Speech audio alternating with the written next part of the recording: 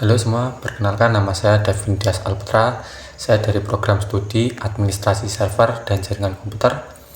Saya sekarang sedang berkuliah di AKN Putra Sang Fajar Blitar. Nah, saya di sini akan membahas tentang prosesor Intel. Nah, video ini saya tujukan kepada Pak Dimas selaku dosen saya atau pembimbing dari mata kuliah organisasi komputer dan troubleshooting. Oke, kita langsung saja lanjut ke pembahasan materinya. Jadi Intel sendiri ini adalah sebuah merek dari suatu prosesor yang mungkin kalian sendiri juga sudah pernah mendengar kalau kalian melihat spek-spek PC ataupun laptop. Nah, kita di sini akan memulai pembahasannya ini dari gen awal atau era awal dari prosesor Intel ini sendiri. Nah, era awal ini terjadi pada tahun 1971 hingga 1985. Nah, Intel sendiri ini merilis prosesor pertamanya yaitu bernama atau seri pertamanya yaitu Intel 4004 pada tahun 1971. Prosesornya yaitu dengan 4 bit dan memiliki kecepatan 108 hingga 740 kHz. Nah, kemudian pada tahun berikutnya Intel ini merilis lagi suatu prosesor 8 bit dengan kecepatan 200 hingga 800 kHz dengan namanya yaitu Intel 8008. Nah, kemudian pada tahun 1974 Intel juga merilis lagi prosesor 8 bit yang kecepatannya yaitu 2 MHz, namanya Intel 8080. Nah, kemudian pada tahun 1978 Intel menciptakan atau merilis seri Intel 8086. Nah, ini adalah lahirnya arsitektur x86 atau prosesor 16 bit yang menjadi standar industri atau prosesor 16 bit dengan kecepatan 5 MHz. Nah, kemudian pada tahun 1982 Intel merilis suatu prosesor dengan seri Intel 286. Prosesornya memiliki 16 bit dengan kecepatan 6 MHz. Nah, kemudian pada tahun 1985 Intel juga merilis prosesor kembali dengan seri Intel 80386, Intel 80386 yang memiliki 32 bit yang mendukung multitasking dan protect mode. Nah, itu tadi kan pada era awal dari Intel ya teman-teman. Nah, kita lanjut ke era kedua dari prosesor Intel atau generasi kedua dari prosesor Intel sendiri. Nah, ini berlangsung pada tahun 1985 sampai 1995, sekitar tahun segitu. Nah, Intel ini meluncurkan kembali atau merilis prosesor dengan seri Intel 386 pada tahun 1980. Prosesornya memiliki 32 bit dengan kecepatan 16 MHz. Nah, kemudian pada tahun 1989 Intel ini merilis atau membuat Intel dengan seri namanya Intel 486. Nah, memiliki prosesornya 32 bit dengan kecepatan 25 MHz. Kemudian pada tahun 1993 Intel merilis Intel Pentium. Prosesornya 32 bit dengan kecepatan 66 MHz. Di Intel Pentium ini rilis pada tahun 1993, prosesornya 32 bit dengan kecepatan 66 MHz. Nah, kita sekarang ke generasi ketiga. Ini generasi ketiga ini berlangsung sekitar pada tahun 1995 sampai 2005. Nah, di sini Intel merilis Intel Pentium Pro pada tahun 1995. Prosesornya 32 bit, mempunyai kecepatan 200 MHz. Nah, pada tahun 1997 Intel merilis Intel Pentium 2. Prosesornya juga sama 32 bit dengan kecepatan 300 MHz. Nah, kemudian 2 tahun setelahnya Intel merilis Intel Pentium 3 dengan prosesornya sama 32 bit dengan kecepatan 500 MHz. Nah, lalu setahun setelahnya Intel merilis Intel Pentium 4. Prosesornya 32 bit sama dengan sebelumnya, dengan mempunyai kecepatan 1,5 hingga 3,06 GHz. Nah, kita mungkin loncat ke prosesor multicore, mungkin era keempat. Ini terjadi atau berlangsung 2005 hingga sekarang. Nah, di sini ada Intel Core Solo dan Duo yang dirilis pada 2006.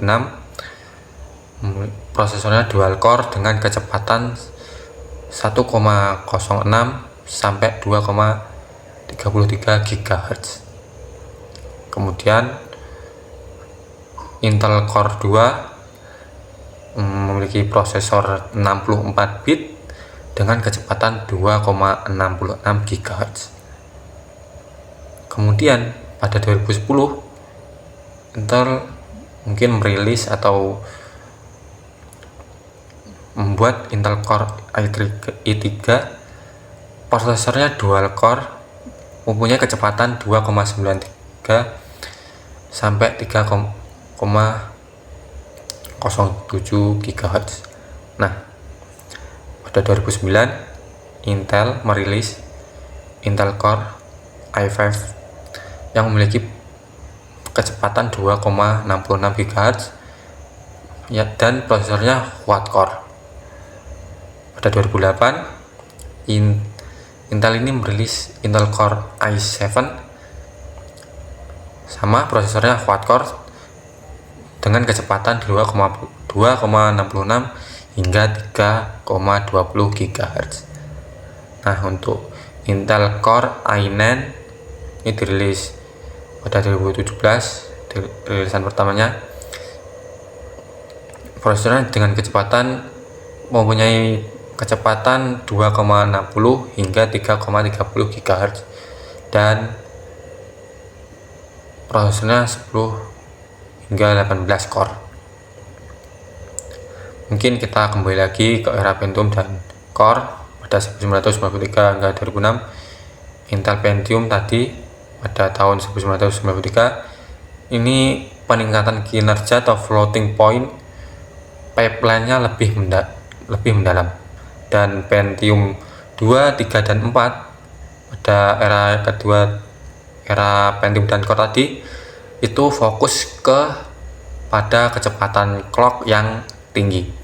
Pada Pentium 4 kecepatan prosesornya juga sudah lumayan tinggi, mencapai hingga 3,8 GHz, namun juga mengonsumsi daya yang lumayan tinggi. Nah, pada era Intel Core ini memiliki core duo yang membawa efisiensi dan memiliki performa per watt yang lebih baik. Nah, untuk modelnya mengalami penyusutan, misalnya dari 65 nanometer ke 45 nanometer. Dan untuk arsitekturnya itu baru, dari Nehalem ke Sandy Bridge. Nah, sekarang kita lanjut ke karakteristik prosesor Intel seiring dengan perkembangannya. Di sini yang pertama ada peningkatan kecepatan prosesor. Dulu peningkatan kecepatannya itu dilakukan dengan menaikkan clock speed dan sekarang kecepatan meningkat melalui peningkatan IPC atau instruction per cycle. Dan di sini mempunyai arsitektur multi-core dan hybrid core, dan juga AI acceleration dan vector extension. Contohnya ini ada Raptor Lake yang bisa mencapai 5,8 GHz dalam mode turbo boost. Nah, di sini karakteristik prosesor Intel seiring perkembangannya. Yang kedua, ada pengurangan volume atau miniaturisasi chip. Jadi transistornya semakin kecil dari 14 nanometer ke 10 nanometer, lalu ke 7 nanometer, dan lanjut ke 4 nanometer. Miniaturisasi memungkinkan lebih banyak transistor per area dan lebih efisien dan hemat daya. Penggunaannya 3D packaging seperti Foveros yang memungkinkan stacking chip secara vertikal. Nah, untuk karakteristik prosesor Intel seiring perkembangannya, yang ketiga ada pada peningkatan ukuran memori, cache-nya yang terus bertambah. Jadi prosesor modern bisa memiliki L3 cache 30 MB atau bahkan bisa lebih. Nah, untuk dukungan RAM, dulu itu mungkin pakai DDR3 dan sekarang bisa pakai DDR5 yang hingga 8000 MT per second. Nah, untuk teknologinya LPDDR5X pada laptop hemat daya.